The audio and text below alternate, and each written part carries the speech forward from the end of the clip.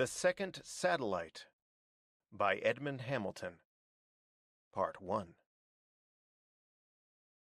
Norman and Hackett, bulky in their thick flying suits, seemed to fill the little office. Across the room, Harding, the field superintendent, contemplated them. Two planes were curving up into the dawn together from the field outside, their motors thunderous as they roared over the building. When their clamor had receded, Harding spoke. "I don't know which of you two is crazier," he said. "You, Norman, to propose a fool trip like this, or you, Hackett, to go with him." Hackett grinned, but the long, lean face of Norman was earnest. "No doubt it all sounds a little insane," he said, "but I'm convinced I'm right." The field superintendent shook his head. "Norman, you ought to be writing fiction instead of flying. A second satellite, and Fellows and the others on it. What the devil?" "What other theory can account for their disappearance?" asked Norman calmly. "You know that since the new X-type planes were introduced, hundreds of flyers all over Earth have been trying for altitude records in them. 25 miles, 30, 35, the records have been broken every day. But out of the hundreds of flyers who have gone up to those immense heights, 4 have never come down nor been seen again. One vanished over northern Sweden, one over Australia, one over Lower California, and one, Fellows himself, right here over Long Island. You saw the globe on which I marked those 4 spots, and you saw that when connected they formed a perfect circle around the Earth. The only explanation is that the 4 flyers, when they reached a 40-mile height, were caught up by some body moving around Earth in that circular orbit, some unknown moon circling Earth inside its atmosphere, a second satellite of Earth's whose existence has until now never been suspected." Harding shook his head again. "Norman, your theory would be all right if it were not for the cold fact that no such satellite has ever been glimpsed." "Can you glimpse a bullet passing you?" Norman retorted. "The 2 flyers at Sweden and Lower California vanished within 3 hours of each other, on opposite sides of the Earth. That means that this second satellite, as I've computed, circles Earth once every 6 hours, and traveling at that terrific speed it is no more visible to us of Earth than a rifle bullet would be. Moving through Earth's atmosphere at such speed, indeed, one would expect it to burn up by its own friction with the air. But it does not, because its own gravitational power would draw to itself enough air to make a dense little atmosphere for itself that would cling to it and shield it as it speeds through Earth's upper air. No, I'm certain that this second satellite exists, Harding, and I'm as certain that it's responsible for the vanishing of those 4 flyers. And now you and Hackett have figured when it will be passing over here, and are going up in an X-type yourselves to look for it," Harding said musingly. "Look for it?" echoed Hackett. "We're not going to climb 40 miles just to get a look at the damn thing. We're going to try landing on it." "You're crazy sure," the field superintendent exploded. "If Fellows and those others got caught by the thing and never came down again, why in the name of all that's holy would you two want—" He stopped suddenly. "Oh, I think I see," he said, awkwardly. "Fellows was rather a buddy of you two, wasn't he?" "The best that ever flew a crippled Nieuport against 3 Fokkers to pull us out of a hole," said Norman softly. "Weeks he's been gone, and if it had been Hackett and I he'd be all over the sky looking for us, the damned lunatic. Well, we're not going to let him down." "I see," Harding repeated. Then, "Well, here comes your mechanic, Norman, so your ship must be ready. I'll go with you. It's an event to see 2 Columbuses starting for another world." The gray dawnlight over the flying field was flushing to faint rose as the 3 strode out to where the long X-type stood, its strangely curved wings, enclosed cabin, and flat, fan-like tail gleaming dully. Its motor was already roaring with power, and the plane's stubby wheels strained against the chocks. In their great suits, Norman and Hackett were like 2 immense ape figures in the uncertain light, to the eyes of those about them. Well, all the luck, Harding told them. You know I'm pulling for you, but I suppose it's useless to say anything about being careful. I seem to have heard the words, Hackett grinned, as he and Norman shook the field superintendent's hand. It's all the craziest chance, Norman told the other. And if we don't come down in a reasonable time, well, you'll know that our theory was right, and you can broadcast it or not as you please. I hope for your sake that you're dead wrong, smiled the official. I've told you two to get off the Earth a lot of times, but I never meant it seriously. Harding stepped back as the two clambered laboriously into the cramped cabin. Norman took the controls, the door slammed, and as the chocks were jerked back and the motor roared louder, the long plane curved up at a dizzy angle from the field into the dawn. Hackett waved a thick arm down toward the diminishing figures on the field below, then turned from the window to peer ahead with his companion. The plane flew in a narrow ascending spiral upward at an angle that would have been impossible to any ship save an X-type. Norman's eyes roved steadily over the instrument as they rose, his ears unconsciously alert for each explosion of the motor. Earth receded swiftly into a great gray concave surface as they climbed higher and higher. By the time the 5-mile height was reached, Earth's surface had changed definitely from concave to convex. The plane was ascending by then in a somewhat wider spiral, but its climb was as steady and sure as ever. Frost began to form quickly on the cabin's windows, creeping out from the edges. Norman spoke a word over the motor's muffled thunder, and Hackett snicked on the electrical radiators. The frost crept back as their warm, clean heat flooded the cabin. 10 miles, 15. They had reached already altitudes impossible but a few years before, though it was nothing to the X-types. As they passed the 10-mile mark, Hackett set the compact oxygen generator going. A clean, tangy odor filled the cabin as it began functioning. 20 miles, 22. After a time, Norman pointed mutely to the clock on the instrument board, and Hackett nodded. They were well within their time schedule, having calculated to reach the 40-mile height at 10, the hour when, by its computed orbit, the second satellite should be passing overhead. 26, 27, 28. Hackett muttered the altimeter figures to himself as the needle crept over them. Glancing obliquely down through the window, he saw that Earth was now a huge gray ball beneath them, white cloud oceans obscuring the drab details of its surface here and there. 31, 32. The plane was climbing more slowly and at a lesser angle. Even the X-type had to struggle to rise in the attenuated air now about them. Only the super-light, super-powered plane could ever have reached the terrific height. It was at the 34-mile level that the real battle for altitude began. Norman kept the plane curving steadily upward, handling it with surpassing skill in the rarefied air. Frost was on its windows now despite the heating mechanism. Slowly the altimeter needle crept to the 40 mark. Norman kept the ship circling, its wings tilted slightly, but not climbing. Earth a great gray misty ball beneath. Can't keep this height long, he jerked. If our second satellite doesn't show up in minutes, we've had a trip for nothing. All seems mighty different up here, was Hackett's shouted comment. Easy enough to talk down there about hopping onto the thing, but up here, hell, there's nothing but air and mighty little of that. Norman grinned. There'll be more.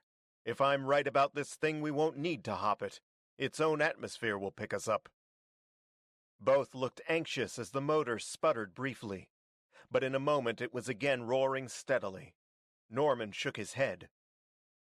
Maybe a fool's errand after all. No, I'm still sure we're right, but it seems that we don't prove it this time. Going down? Asked Hackett.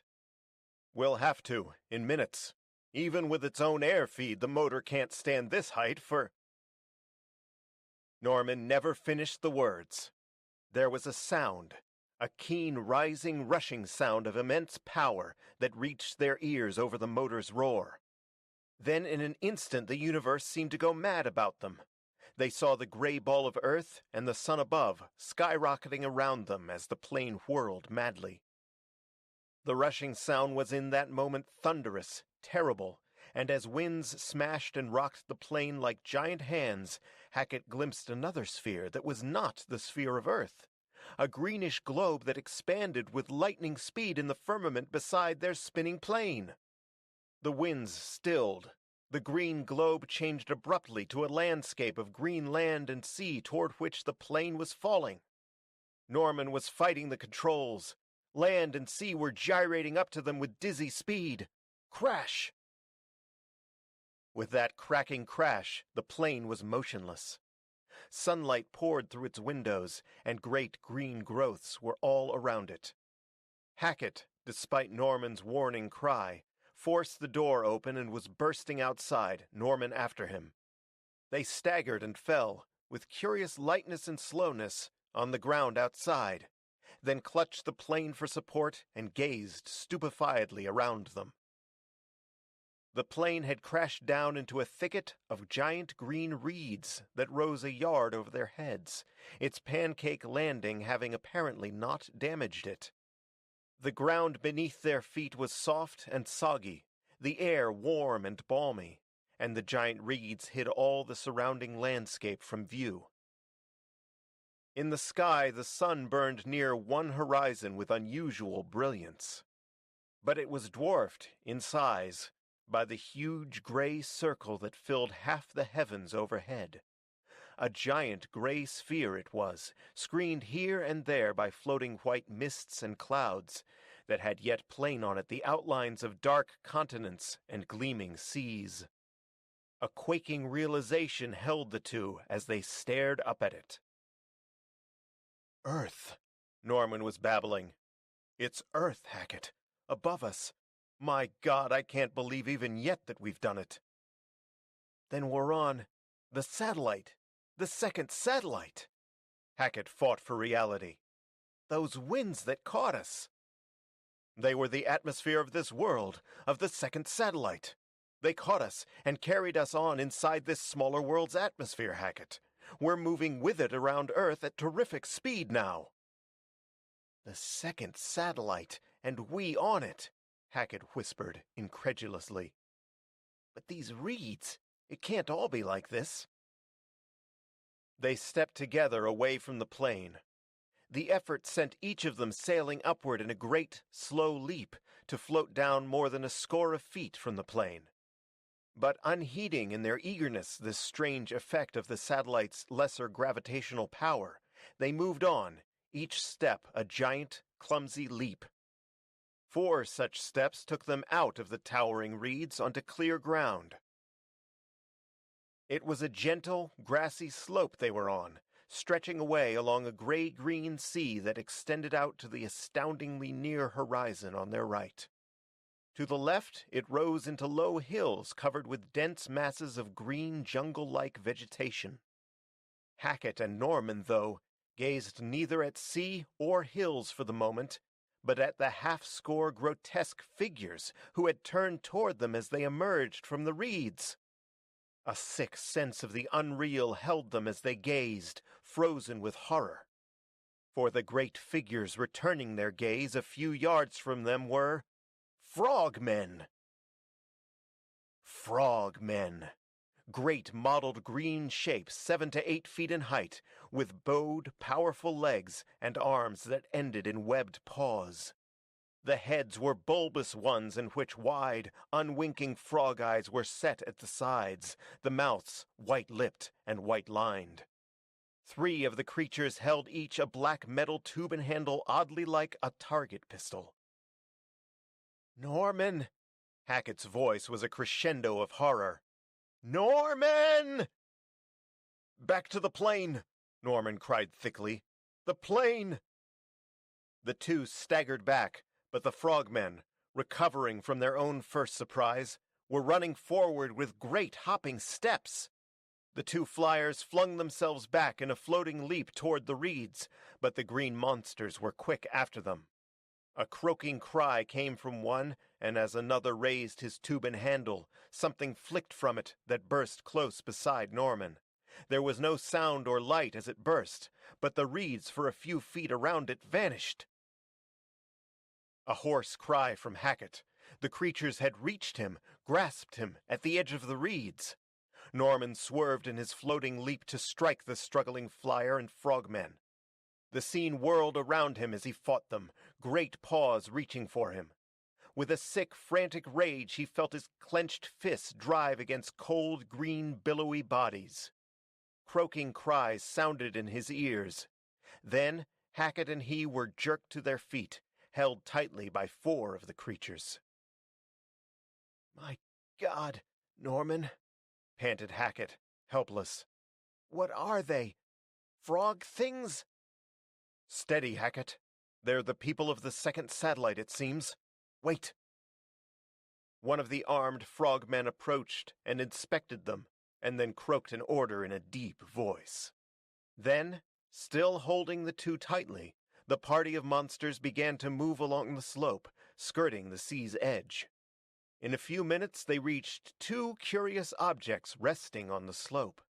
They seemed long black metal boats, slender and with sharp prow and stern.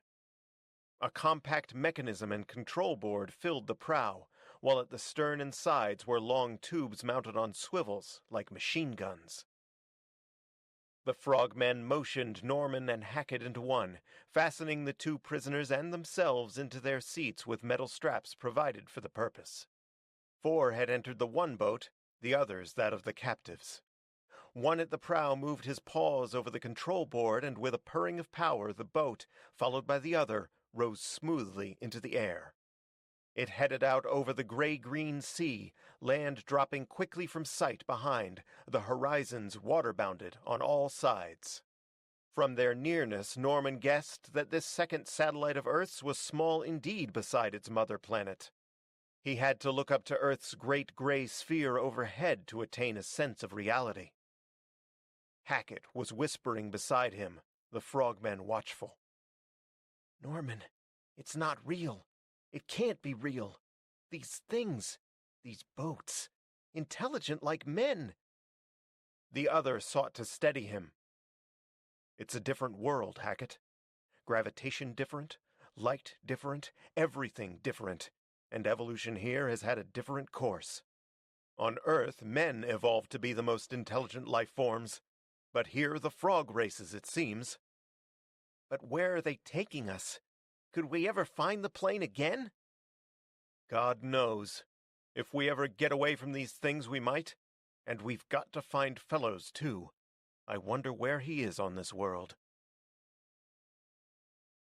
For many minutes the 2 boats raced on at great speed over the endless waters before the watery skyline was broken far ahead by something dark and unmoving.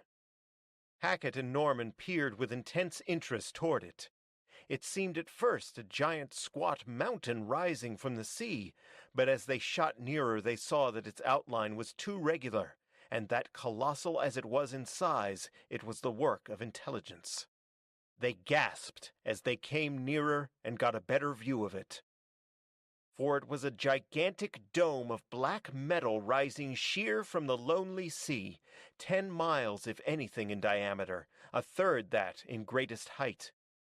There was no gate or window or opening of any kind in it, just the colossal smooth black dome rearing from the watery plain. Yet the 2 boats were flashing lower toward it. "They can't be going inside," Hackett conjectured. "There's no way in, and what could be in there? The whole thing's mad." "There's some way," Norman said. "They're slowing." The flying boats were indeed slowing as they dipped lower. They were very near the dome now, its curving wall a looming sky-high barrier before them. Suddenly the boats dipped sharply downward toward the green sea. Before the 2 flyers could comprehend their purpose, could do aught more than draw instinctive great breaths in preparation, The two craft had shot down into the waters and were arrowing down through the green depths.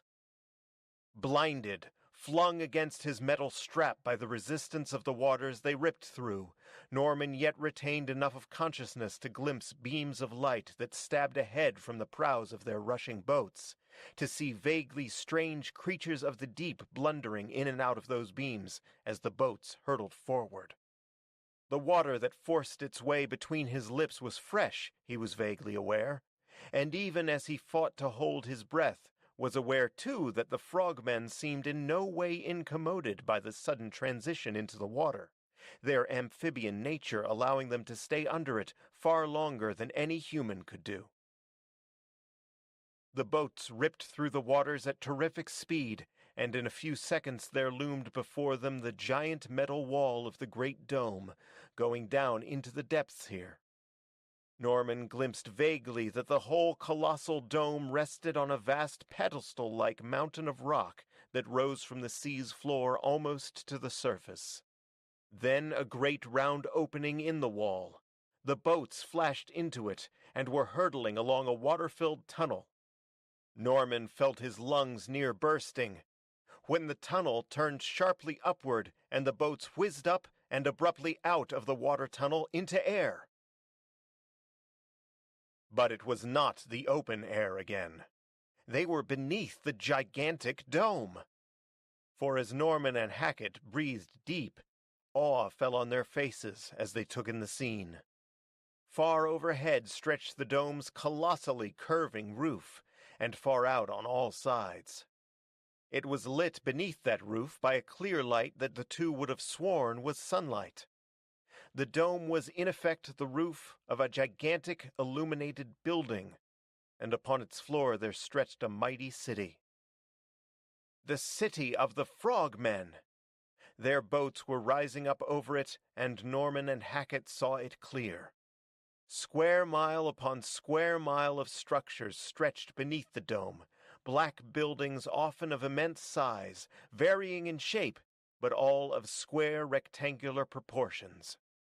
Between them moved countless frog hordes, swirling throngs in streets and squares, and over the roofs darted thick swarms of flying boats. And at the city's center, in a great circular clear space, lay a wide, round green pool, the opening of the water tunnel up through which they had come. Norman pointed down toward it. "That's your answer," he cried. "The only entrance to this frog city is from the sea, up through that water tunnel." "Good God, an amphibian city!" Hackett was shaken, white-faced. The two boats were driving quickly over the city, through the swarming craft.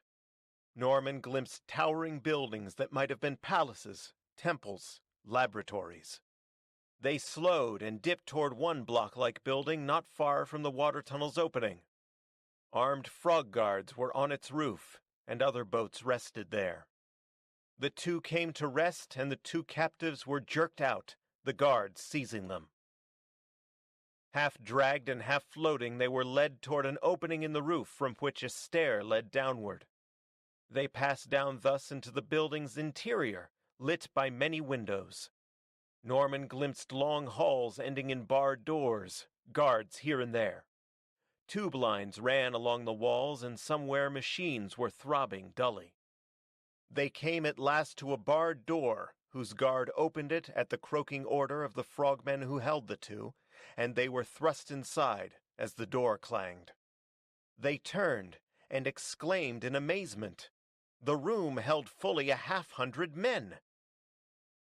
They were men such as the two flyers had never seen before, like humans except that their skins were a light green instead of the normal white and pink. They were dressed in dark short tunics and kept talking to each other in a tongue quite unintelligible to Norman and Hackett. They came closer, flocking curiously around the two men, with a babble of voices quite meaningless to the two. Then one of the men uttered an exclamation, and all turned. The barred door had swung open, and a half-dozen frog guards entered, followed by two frogmen carrying a square little mechanism, from which tubing led back out through the door. "Norman, these men," Hackett was whispering rapidly. "If there are men in this world too, it may be that—" "Quiet, Hackett. Look at what they're doing." The two frogmen had set their mechanism in place, and then croaked out a brief word or order. Slowly, reluctantly, one of the green men moved toward them. Quickly they removed a metal disc fastened to his arm, exposing a small orifice like an unhealed wound. Onto this they fastened a sucker-like object from which a transparent tube led back through the mechanism. The machine hummed, and at once a red stream pulsed through the tube and back through the mechanism. The man to whom it was attached was growing rapidly pale. Norman, sick with horror, clutched his companion. "Hackett, these frogmen are sucking his blood from him." "Good God! And look, they're doing it with another." "All of these men, kept prisoners to furnish them with blood. It must be the damned creature's food. And we here with the others." A common horror shook the two. It did not seem to affect the green men in the room, though, who advanced to the mechanism one by one, with a reluctant air, as of cows unwilling to be milked. Each was attached to the mechanism by the sucking disc on his arm, and out of each the blood poured through the tube. The metal disc was replaced on his arm then, and he went back to the others. Norman saw that the frogmen took only from each an amount of blood that they could lose and yet live, since, though each came back pale and weak from the mechanism, they were able to walk. "It must be their food. Human blood," Norman repeated. "They may have thousands on thousands of humans penned up like this, like so many herds of cows. And perhaps they live entirely on the lifeblood they milk from them. Human cows. God! Norman, look! They're calling to us!" The two stiffened. All the others in the room had taken their turn at the blood-sucking mechanism, and now the frogmen croaked their order to the two flyers. They had forgotten their own predicament in the horror of the scene, but now it became real to them. They backed against the room's wall, quivering, dangerous. The frog guards came forward to drag them to the machine. A webbed paw was outstretched, but Hackett with a wild blow drove the frogman back and downward. The frog guards leaped, and Norman and Hackett struck them back with all the greater strength the lesser gravitation gave them. The room was in an uproar, the green men shouting hoarsely and seeming on the point of rushing to their aid. But the menacing force pistols of the other frog guards held back the shouting men, and in moments the two flyers were overpowered by sheer weight of frog bodies. Norman felt himself dragged to the machine. Pain needled his upper arm as an incision was made. He felt the sucking disc attached. Then the machine hummed, and a sickening nausea swept him as the blood drained from his body. Held tightly by the guards, he went dizzy, weak, but at last felt the sucker removed and a metal disc fastened over the incision. He was jerked aside, and Hackett, his face deathly white, was dragged into his place. In a moment, some of the latter's blood had been pumped from him also. The machine was withdrawn, Norman and Hackett were released, and the frogmen, with their black force pistols watchfully raised, withdrew, the door clanging.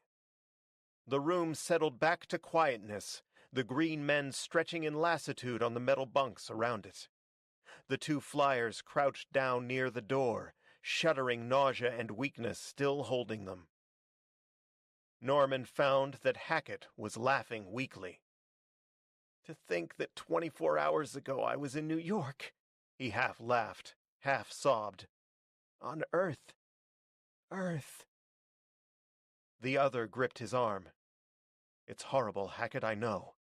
But it isn't instant death, and we've still a chance to escape. Hell, can damn frogmen keep us here? Where's your nerve, man?" A voice beside them made them turn in amazement. You are men from Earth? It asked, in queerly accented English. From Earth? Astonishment held them as they saw who spoke. It was one of the green men in the room, who had settled down by their side. A tall figure with superb muscles and frank, clean countenance, his dark eyes afire with eagerness. "English?" Norman exclaimed. "You know English? You understand me?" The other showed his teeth in a smile.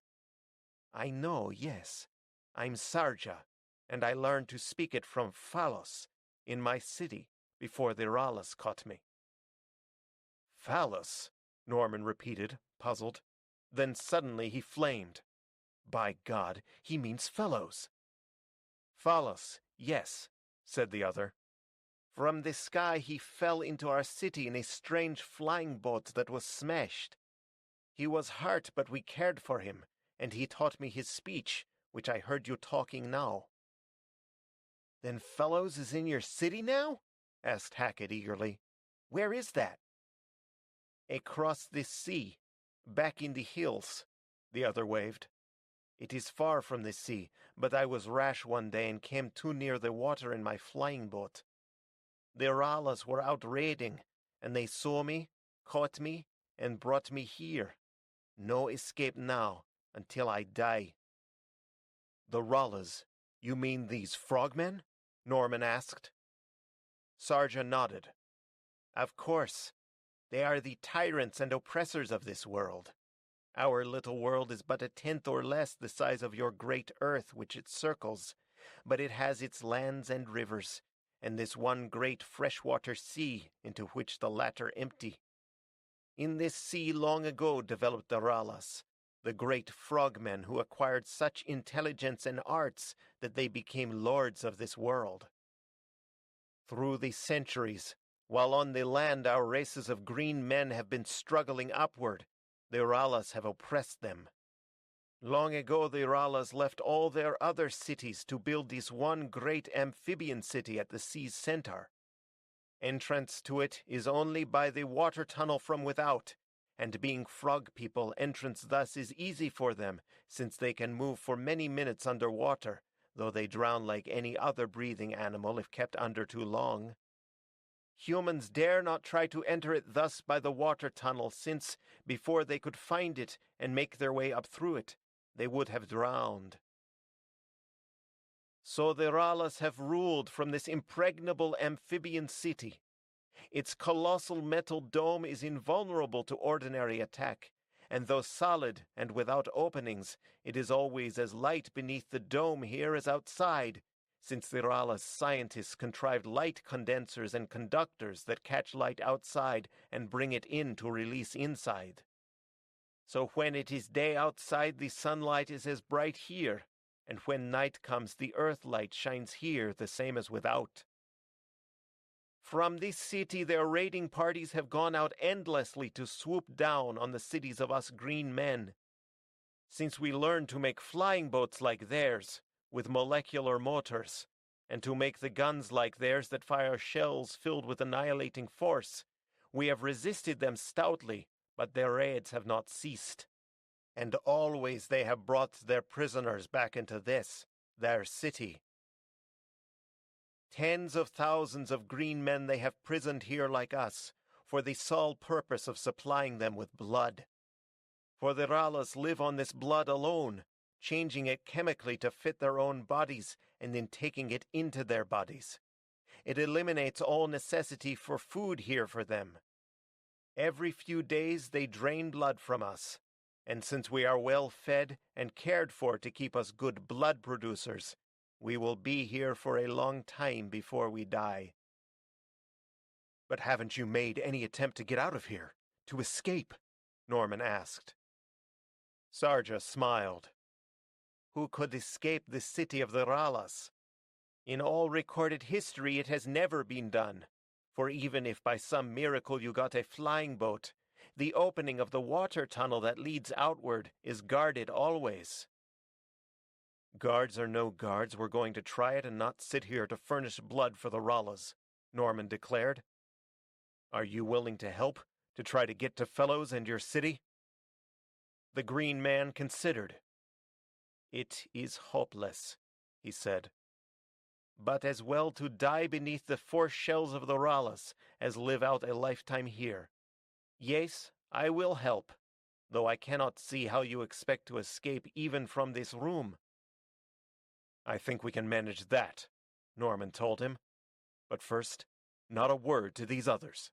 We can't hope to escape with them all, and there is no knowing what one might not betray us to the Frogmen. He went on then to outline to the other two the idea that had come to him. Both exclaimed at the simpleness of the idea, though Sarja remained somewhat doubtful. While Hackett slept, weak still from his loss of blood, Norman had the Green Man scratch on the metal floor as well as possible a crude map of the satellite's surface, and found that the city, where Fellows was, seemed some hundreds of miles back from the sea. Part 2.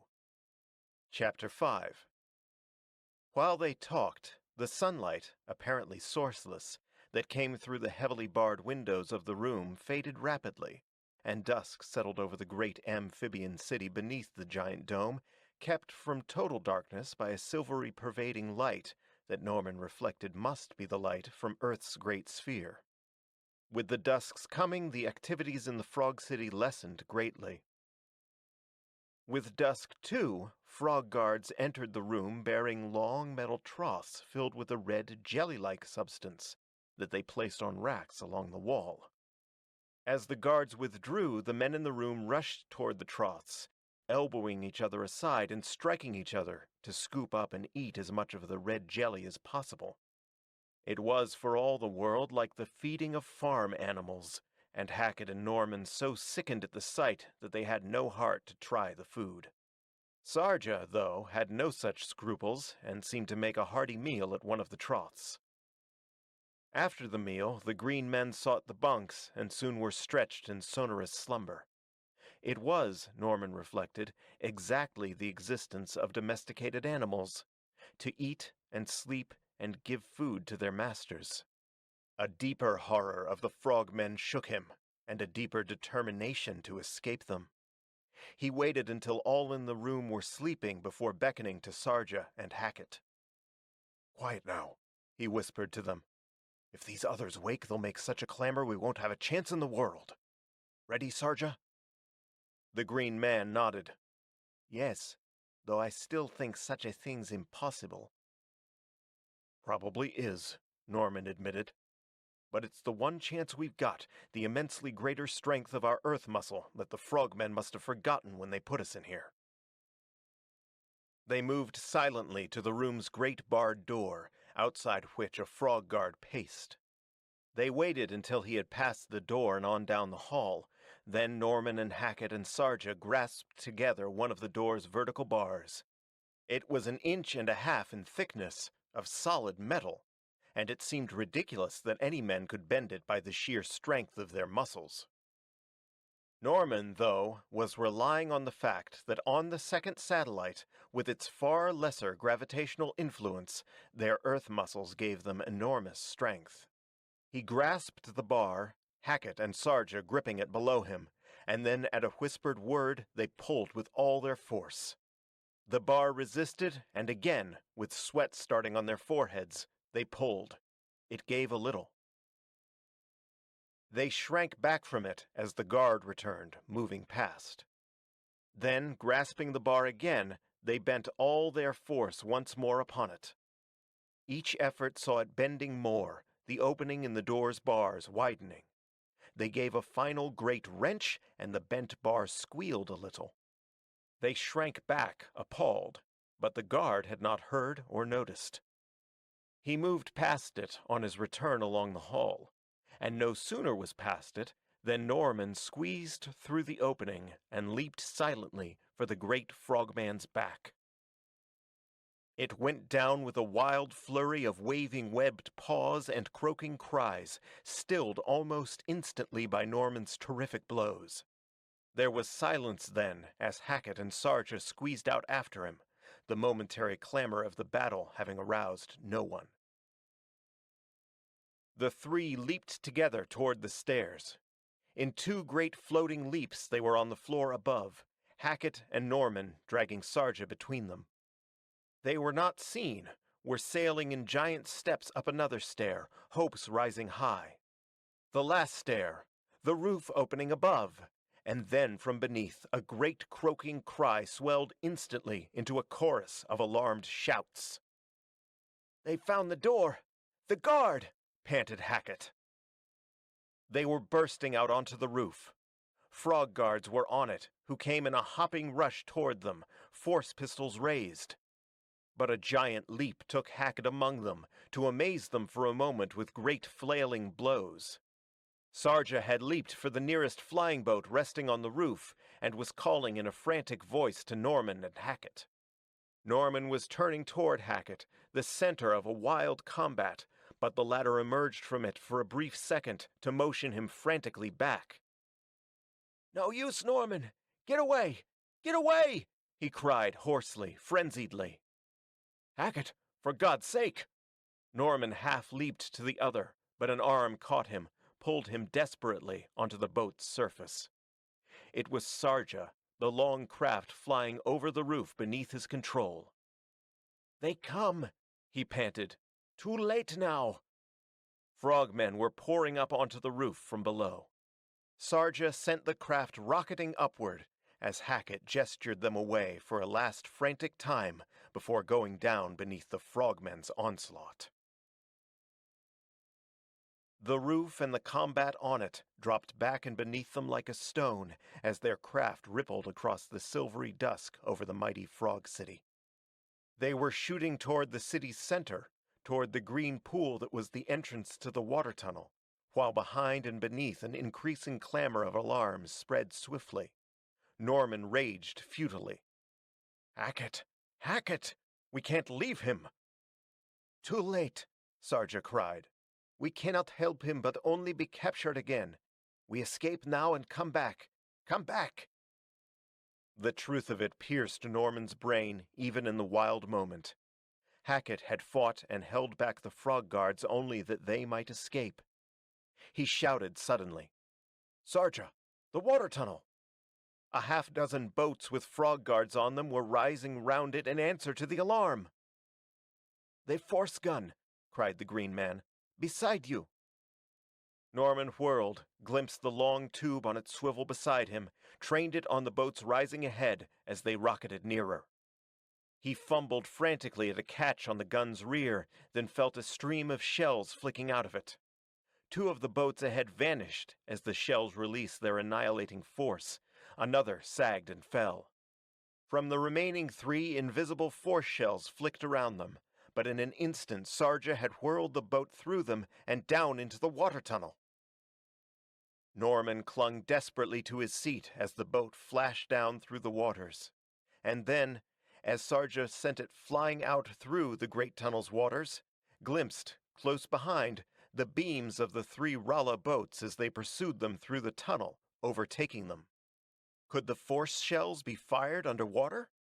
Norman did not know, but desperately he swung the force gun back as they rushed through the waters and pressed the catch. An instant later, beams and boats behind them in the tunnel vanished. His lungs were afire. It seemed that he must open them to the strangling water. The boat was ripping the waters at such tremendous speed that he felt himself being torn from his hold on it. Pain seemed poured like molten metal through his chest. He could hold out no longer, and then the boat stabbed up from the waters into clear air. Norman panted, sobbed. Behind them rose the colossal metal dome of the Frog City, gleaming dully in the silvery light that flooded the far-stretching seas. That light poured down from a stupendous silver crescent in the night skies. Norman saw dully the dark outlines on it before he remembered. Earth! He laughed a little hysterically. Sarja was driving the flying boat out over the sea and away from the Frog City at enormous speed. At last he glanced back. Far behind them lay the great dome, and up around it gleaming lights were pouring, lights of pursuing Rala boats. We escape, Sarja cried. The city of the Ralas, from which none ever before escaped. Remembrance smote Norman. Hackett held off those frogmen so we could get away. We'll come back for him, by God. We come back, said Sarja. We come back with all the green men of this world to the Uralas city, yes. I know what Phalas has planned. Can you find your way to him, to your city? Norman asked. Sarja nodded, looking upward. Before the next sun has come and gone, we can reach it. The boat flew onward, and the great dome and the searching lights around it dropped beneath the horizon. Norman felt the warm wind drying his drenched garments as they rushed onward. Crouched on the boat, he gazed up toward the silver crescent of Earth sinking toward the horizon ahead. That meant, he told himself, that the satellite turned slowly on its axis as it whirled around Earth. It came to him that its night and day periods must be highly irregular. When the sun climbed from the waters behind them, they were flying still over a boundless waste of waters, but soon they sighted on the horizon ahead the thin green line of land. Sarja slowed as they reached it, took his bearings, and sent the craft flying onward. They passed over a green coastal plain and then over low hills joined in long chains and mantled by dense and mighty jungles, towering green growths of unfamiliar appearance to Norman. He thought he glimpsed, more than once, huge beast-like forms moving in them.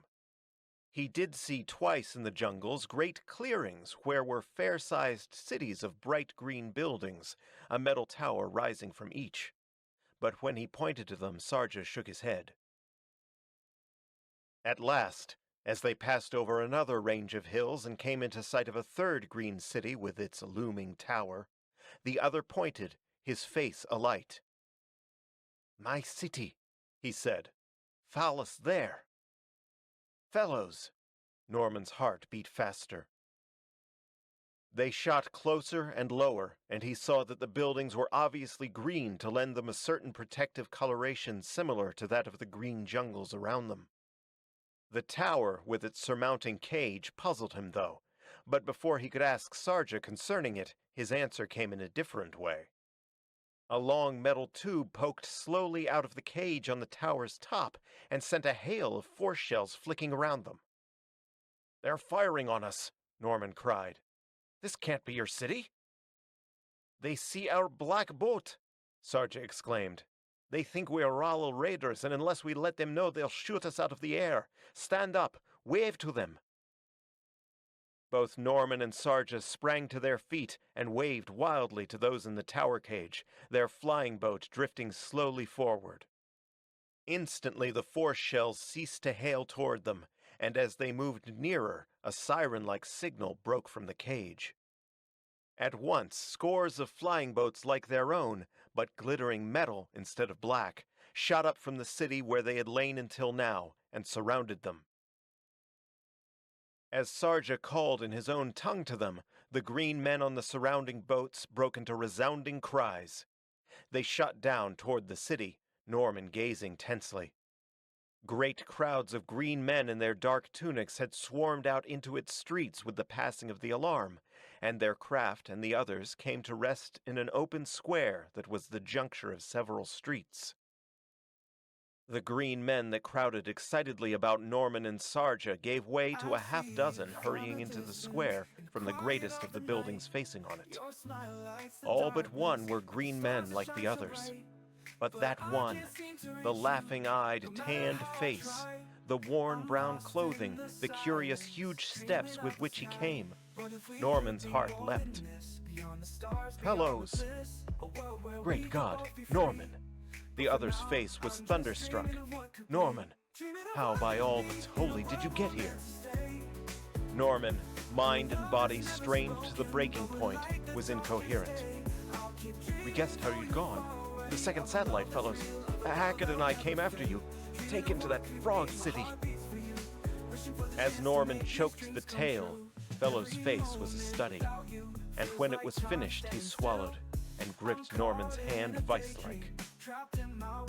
And you and Hackett figured it out and came after me? Took that risk? Crazy, both of you. Crazy. Fellows, Hackett's still there if he's alive, in the Rala City.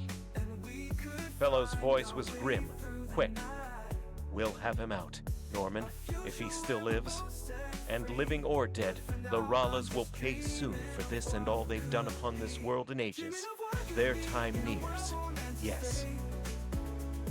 He led Norman, excited throngs of the green men about them, into the great building from which he'd emerged. There were big rooms inside, workshops and laboratories that Norman but vaguely glimpsed in passing. The room to which the other led him was one with a long metal couch. Norman stretched protestingly upon it at the other's bidding, drifted off almost at once into sleep. He woke to find the sunlight that had filled the room gone and replaced by the silvery earthlight. From the window he saw that the silver-lit city outside now held tremendous activity, immense hordes of green men surging through it with masses of weapons and equipment, flying boats pouring down out of the night from all directions. He turned as the door of his room clicked open behind him. It was his old friend Fellows. "I thought you'd be awake by now, Norman. Feeling fit?" "As though I'd slept a week," Norman said, and the other laughed his old carefree laugh. "You almost have at that. 2 days and nights you've slept, but it all adds up to hardly more than a dozen hours." "This world!" Norman's voice held all his incredulity. "To think that we should be on it, a second satellite of Earth's, it seems almost beyond belief." "Sometimes it seems so to me, too," Fellows said thoughtfully. "But it's not a bad world, not the human part of it at least. When this satellite's atmosphere caught me and pitchforked me down among these green men, smashing the plane and almost myself, they took care of me. You say 3 others vanished as I did? I never heard of them here. They must have crashed into the sea or jungles. Of course, I'd have got back to Earth on one of these flying boats if I'd been able, but their molecular power won't take them far from this world's surface, so I couldn't. As it was, the green men cared for me, and when I found how those frogmen have dominated this world for ages, how that city of the Ralas has spread endless terror among the humans here, I resolved to smash those monsters whatever I did. I taught some of the green men like Sarja my own speech, later learning theirs, and in the weeks I've been here, I've been working out a way to smash the Ralas. You know that amphibian city is almost impregnable, because humans can hardly live long enough under the water to get into it, let alone fight underwater as the frogmen can. To meet them on even terms, the green men needed diving helmets with an oxygen supply. They'd never heard of such an idea, too afraid of the sea ever to experiment in it, but I convinced them, and they've made enough helmets for all their forces. In them, they can meet the Ralas underwater on equal terms. And there's a chance we can destroy that whole Rala city with their help. It's built on a giant pedestal of rock rising from the sea's floor, as you saw, and I've had some of the green men make huge force shells, or force bombs, that ought to be powerful enough to split that pedestal beneath the city. If we can get a chance to place those bombs, it may smash the frogmen forever on this world. But one thing is sure, we're going to get Hackett out if he still lives." "Then you're going to attack the Rala city now?" Norman cried. Fellows nodded grimly. "While you have slept, all the forces of the green men on this world have been gathering. Your coming has only precipitated our plans, Norman. The whole soul of the green races has been set upon this attack for weeks." Norman, half bewildered at the swiftness with which events rushed upon him, found himself striding with Fellows in great steps out through the building into the great square. It was shadowed now by mass on mass of flying boats, crowded with green men, that hung over it and over the streets. One boat, Sarja at its controls, waited on the ground, and as they entered and buckled themselves into the seats, the craft drove up to hang with the others. A shattering cheer greeted them. Norman saw that in the silvery light of Earth's great crescent there stretched over the city and surrounding jungle now a veritable plain of flying boats. On each were green men, and each bristled with force guns, and had as many great goggled helmets fastened to it as had occupants. He glimpsed larger boats loaded with huge metal cylinders, the force bombs Fellows had mentioned. Fellows rose and spoke briefly in a clear voice to the assembled green men on their craft, and another great shout roared from them, and from these who watched in the city below. Then, as he spoke a word, Sarja sent their craft flying out over the city, and the great mass of boats, fully 1,000 in number, were hurtling in a compact column after them. Fellows leaned to Norman as the great column of purring craft shot on over the silver-lit jungles. "We'll make straight for the Rala city and try setting into it before they understand what's happening." "Won't they have guards out?" "Probably, but we can beat them back into the city before their whole forces can come out on us. That's the only way in which we can get inside and reach Hackett. And while we're attacking, the force bombs can be placed, though I don't rely too much on them." "If the attack only succeeds in getting us inside," Norman said, grim-lipped, "we'll have a chance." "It's on the knees of the gods. These green men are doing an unprecedented thing in attacking the Ralas, the masters of this world, remember. But they've got ages of oppression to avenge. They'll fight." The fleet flew on, hills and rivers a silver-lit panorama unreeling beneath them. Earth's crescent sank behind them, and by the time they flashed out over the great freshwater sea, the sun was rising like a flaming eye from behind it. Land sank from sight behind, and the green men were silent, tense, as they saw stretching beneath only the gray waters that for ages had been the base of the dread frogmen. But still the fleet's column raced on. At last the column slowed. Far ahead, the merest bulge broke the level line where sky and waters met. The amphibian city of the Ralas! At Fellow's order, the flying boats sank downward until they moved just above the waters. Another order made the green hosts don the grotesque helmets. Norman found that while cumbersome, their oxygen supply was unfailing. They shot on again at highest speed, but as the gigantic black dome of the Frog City grew in their vision, there darted up from around it suddenly a far-flung swarm of black spots. "Rala boats!" The muffled exclamation was Fellow's. There needed now no order on his part, though. Like hawks, leaping for prey, the fleet of the green men sprang through the air. Norman, clutching the force gun between his knees, had time only to see that the Rala craft were a few hundred in number, and that, contemptuous of the greater odds that favored these humans they had so long oppressed, they were flying straight to meet them. Then the two fleets met, and were spinning side by side above the waters. Norman saw the thing only as a wild whirl of Rala boats toward and beside them, great green frogmen crowding the craft, their force guns hailing shells.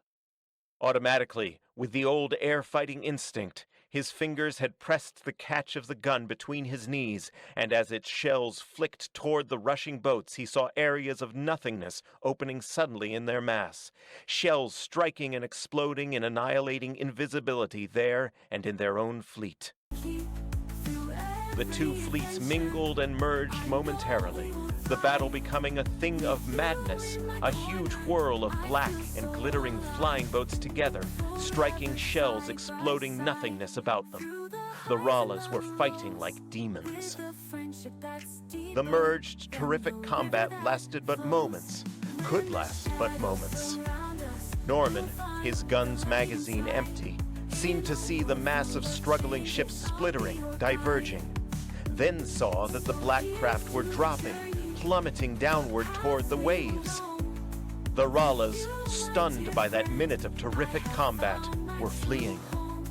Muffled cries and cheers came from about him as the glittering flying boats of the green men shot after them. They crashed down into the waters and curved deeply into their green depths toward the gigantic dome. Ahead, the Rala boats were in flight toward their city, and now their pursuers were like sharks striking after them. There in the depths the force guns of black and glittering boats alike were spitting, and giant waves and underwater convulsions rocked pursued and pursuers as the exploding shells annihilated boats and water about them. The tunnel! Its round opening yawned into the looming wall ahead, and Norman saw the Rala craft, reduced to scores in number, hurtling into it to rouse all the forces of the great amphibian city. Their own boats were flashing into the opening after them. He glimpsed, as he glanced back for a moment, the larger craft with the great force bombs veering aside behind them. It was nightmare in the water tunnel. Flashing beams of the craft ahead and waters that rocked and smashed around them as in flight the Ralas still rained back force shells toward them in a chaos of action. Once the frogmen turned to hold them back in the tunnel, but by sheer weight the rushing ships of the green men crashed them onward. Boats were going into nothingness all around them. A part of Norman's brain wondered calmly why they survived, even while another part kept his gun again working, with refilled magazine. Fellows and Sarja were grotesque shapes beside him. Abruptly the tunnel curved upward, and as they flashed up after the remaining Rala craft, their boats ripped up into clear air. They were beneath the giant dome. The frogmen chased inward, spread out in all directions over their mighty swarming city, and across it a terrific clamor of alarm ran instantly as the green men emerged after them. Norman saw flying boats beginning to rise across all the city, and realized that moments would see all the immense force of the Ralas, the thousands of craft they could muster, pouring upon them. He pointed out over the city to a block-like building, and shouted madly through his helmet to Fellows and Sarja, "Hackett!" But already Sarja had sent their craft whirling across the city toward the structure, half their fleet behind it, with parts still emerging from the water tunnel. Rala boats rose before them, but nothing could stop them now, their force shells raining ahead to clear a path for their meteor flight. They shot down toward the block structure, and Norman, half crazed by now, saw that to descend and enter was suicide in the face of the frog forces rising now all over the city. He cried to Fellows, and with two of the guns, as they swooped lower, they sprayed force shells along the building's side. The shells struck and whiffed away the whole side, exposing the level on the building's interior. Out from it rushed swarms of crazed green men, sweeping aside the frogmen guards, while far over the city the invading craft were loosing shells on the block-like buildings that held the prisoners, tens of thousands of them swarming forth. In the throng below as they raced madly forth, Norman saw one, and shouted wildly. The one brown-garbed figure looked up, saw their boat swooping lower, and leaped for it in a tremendous 40-foot spring that brought his fingers to its edge. Norman pulled him frenziedly up. "Norman," he babbled, "in God's name! Fellows!" "That helmet, Hackett!" Fellows flung at him. "My God, look at those prisoners! Norman!" The countless thousands of green men released from the buildings whose walls had vanished under the shells of the invaders had poured forth to make the amphibian city a chaos of madness. Oblivious to all else, they were throwing themselves upon the city's crowding frogmen in a battle whose ferocity was beyond belief, disregarding all else in this supreme chance to wreak vengeance on the monstrous beings who had fed upon their blood. In the incredible insanity of that raging fury, the craft of the green men hanging over the city were all but forgotten. Suddenly the city and the mighty dome over it quivered violently, and then again. There came from beneath a dull, vast, grinding roar. "The great force bombs!" Fellows screamed. "They've set them off. The city's sinking. Out of here, for the love of God!" The boat whirled beneath Sarge's hands toward the pool of the water tunnel, all their fleet rushing with them. The grinding roar was louder, terrible. Dome and city were shaking violently now. But in the insensate fury of their struggle, the frogmen and their released prisoners were hardly aware of it. The whole great dome seemed sinking upon them, and the city falling beneath it, as Sarge's craft ripped down into the tunnel's waters, and then out, at awful speed, as the great tunnel's walls swayed and sank around them.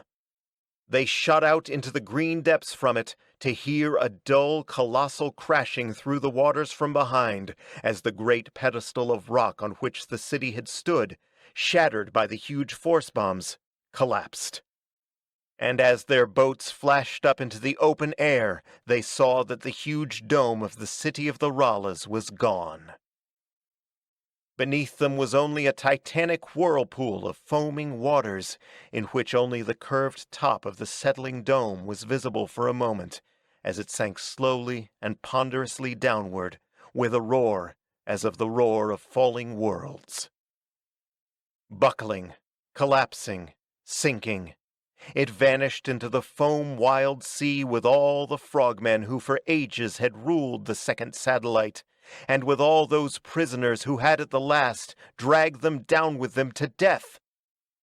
Ripping off their helmets, with all the green men shouting crazily about them, Norman and Fellows and Hackett stared down at the colossal maelstrom in the waters that was the tomb of the masters of a world.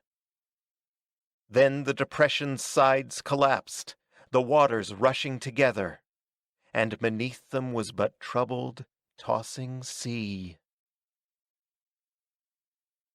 Earth's great gray ball was overhead again, and the sun was sinking again to the horizon when the three soared upward in the long, gleaming plain, its motor roaring. Norman, with Hackett and Fellows crowding the narrow cabin beside him, waved with them through its windows. For all around them were rising the flying boats of the green men. They were waving wildly, shouting their farewells, Sarge's tall figure erect at the prow of one. Insistent they had been that the three should stay, the three through whom the monstrous age-old tyranny of the frogmen had been lifted, but earth sickness was on them, and they had flown to where the plane lay still unharmed among the reeds, 100 willing hands dragging it forth for the takeoff. The plane soared higher, motor thundering, and they saw the flying boats sinking back from around them. They caught the wave of Sarge's hand still from the highest, and then that too was gone. Upward they flew toward the great gray sphere, their eyes on the dark outlines of its continents, and on one continent. Higher, higher, green land and gray sea receding beneath them, Hackett and Fellows intent and eager as Norman kept the plane rising. The satellite lay, a greenish globe, under them. And as they went higher still, a rushing sound came louder to their ears. "The edge of the satellite's atmosphere?" Fellows asked, as Norman nodded. "We're almost to it. Here we go." As he shot the plane higher, great forces smote it, gray earth and green satellite and yellow sun gyrating round it as it reeled and plunged. Then suddenly it was falling steadily, gray earth and its dark continent now beneath, while with a dwindling rushing roar, its second satellite whirled away above them, passing and vanishing. Passing as though, to Norman it seemed, all their strange sojourn on it were passing. The frogmen and their mighty city, Sarja and their mad flight, the green men and the last terrific battle, all whirling away, whirling away.